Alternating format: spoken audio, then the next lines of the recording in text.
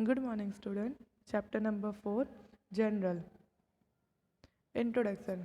Day to day, many economic accounting transactions take place in trade, business, and industry.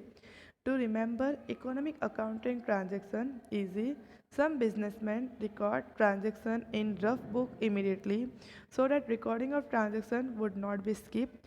From this rough book, business write account, while some businessmen instead of having wrong book write account directly from voucher. हमारे business में या फिर trade में या industry में बहुत सारे day to day transactions होते हैं।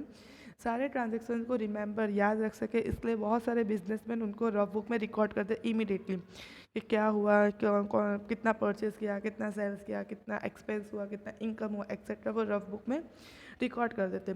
कुछ ऐसे भी होते हैं जो रफ बुक में रिकॉर्ड ना करने के बदले इन अकाउंट्स की एक बुक होती है वाउचर बुक, उसमें रिकॉर्ड कर देते हैं कि सारा वाउचर्स में रिकॉर्ड करते हैं। The process of accounting transactions based on rules of debit and credit in the first book of account is general।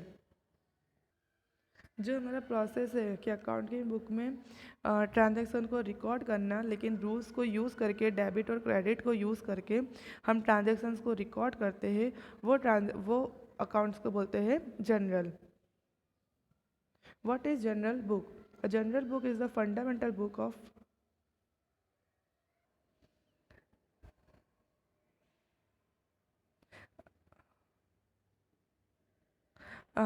what is general book? A general book is the fundamental books is double entry system. It is such basic fundamental book on the basis of which the remaining book of account are prepared। General book एक हमारी fundamental book होता है जिसके अंदर हम double entry system मतलब double entry करते हैं। ये वो फंडामेंटल बुक होते हैं जिसके बेसिस पे हम बाकी सारा पूरा अकाउंटिंग पूरा रिकॉर्ड करते हैं, मतलब पूरा अकाउंट्स बनाते हैं। जो भी हमारा अकाउंट बनता है वो हमारा जनरल बुक के बेसिस पे पूरा हमारा फाइनल अकाउंट सब प्रिपेयर होता है। कैरेक्टरिस्टिक, जर्नल बुक की कैरेक्टरिस्टिक क्या है? सबसे पहले ओरिजिनल बुक, कि सबसे पहली बुक है जिसके अंदर हम लोग सारे ट्रांजैक्शंस रिकॉर्ड करते हैं। डुअल इफेक्ट, हम इसके अंदर जर्नल बुक में डबल इफेक्ट यूज़ करते हैं, डेबिट एंड क्रेडिट वाले रूल्स। 2 कॉलम फॉर अमाउंट, यहाँ पे हमारा 2 कॉलम्स होता है, डबल इफेक्ट है इसलिए हम 2 कॉलम्स बनाते हैं अमाउंट की, एक डेबिट अमाउंट एक credit amount.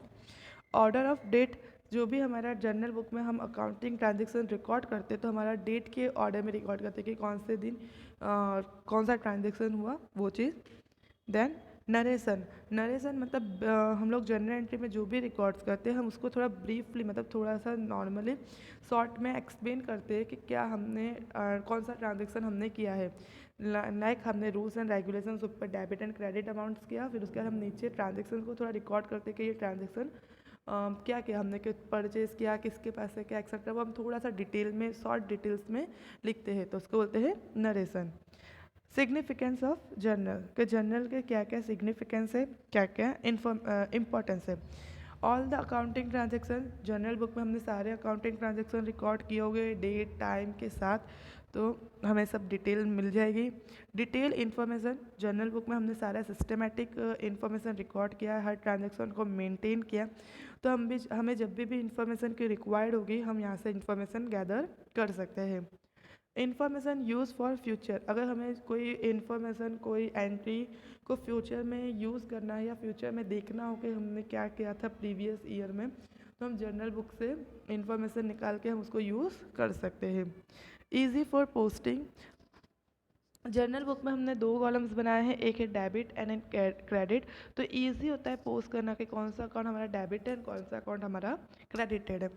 Systematic recording, journal book में हम जब रिकॉर्ड्स करते हैं तो हम सब कुछ सिस्टमैटिक मतलब हम ledger posting rules and regulation के साथ रिकॉर्ड करते हैं, तो वो हमारा सारा सिस्टमैटिक रिकॉर्ड होता है।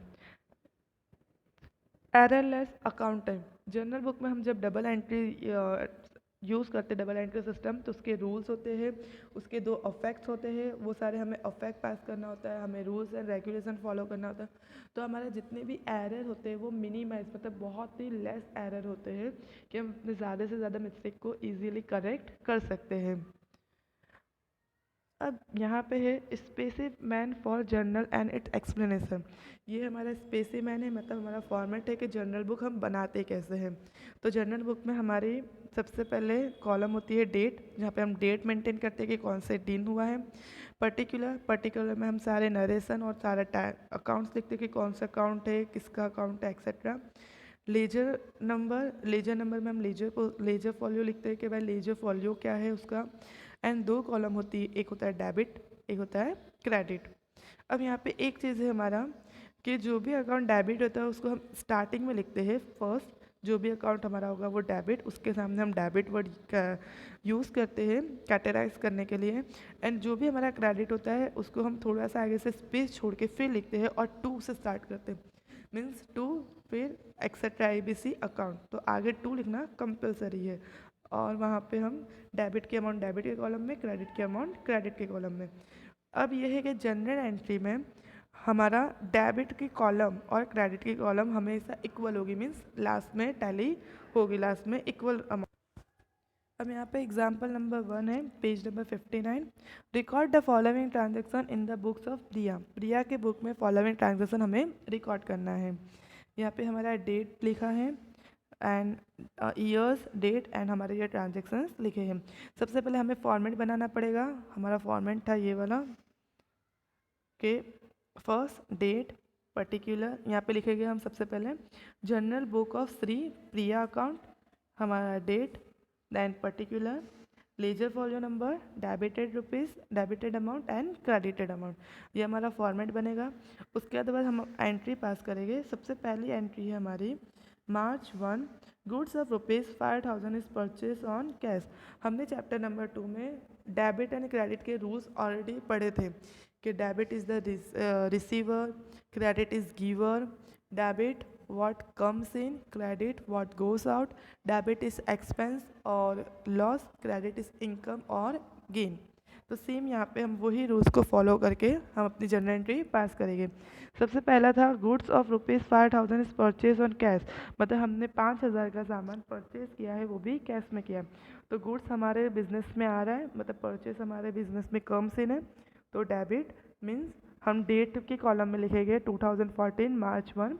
फिर हम सेकेंड कॉलम पर्टिकुलर में लिखेंगे परचेज अकाउंट डेबिटेड, क्योंकि purchase goods comes in business तो डेबिट। और हमारा हम कैश पे कर रहे हैं तो हमारा कैश बिजनेस से बाहर जा रहा है, तो to cash account credit. Debit के कॉलम में हम लिखेंगे अमाउंट 5,000, क्रेडिट के कॉलम में हम अमाउंट लिखेंगे 5,000। ये रहा यहाँ पे हमने डेट लिखी 2014 March 1, purchase account debited to cash account ₹5,000 being में हम शॉर्ट में एक्सप्लेन करेंगे कि हमने कौन सा ट्रांजेक्शन किया। तो हमने क्या किया, being goods of ₹5,000 purchase on cash, मतलब हमने 5,000 का सामान कैश में परचेज किया। सेकेंड हमारी है number 4, goods of ₹8,000 is purchase from Nandan on credit. हमने परचेज किया है 8,000 का सामान लेकिन क्रेडिट में। तो सबसे पहले तो परचेज मतलब सामान हमारे बिजनेस में आ रहा है तो परचेज अकाउंट डेबिटेड, और नंदन वो उसके पास से हम परचेज करें तो वो गिवर है, तो giver credit is the giver, तो नंदन अकाउंट को हम क्या करेंगे, क्रेडिट करेंगे। तो सेम डेट में number 4, purchase account debited to Nandan account 8,000 और बीइंग में हम शॉर्ट में लिखेंगे कि हमने क्या किया, goods of ₹8,000 purchase from Nandan on credit. Number 7 है goods of ₹4,000 is sold to Jigna. Jigna को हमने 4,000 का सामान सोल्ड किया है। तो यहाँ पे हमारा डेट है नंबर 7, हमने सेल्स किया है जिग्ना को, मीन्स नाम है तो जिग्ना इज़ द रिसीवर, उसने रिसीव किया होगा तो जिग्ना अकाउंट डेबिटेड, और हमने सेल्स किया है तो हमारा सामान बिजनेस के बाहर गया होगा तो गुड्स गोस आउट, तो सेल्स अकाउंट क्रेडिटेड। तो हमारी जनरल एंट्री होगी number 7, Jigna account debited to sales account amount 4,000 and 4,000।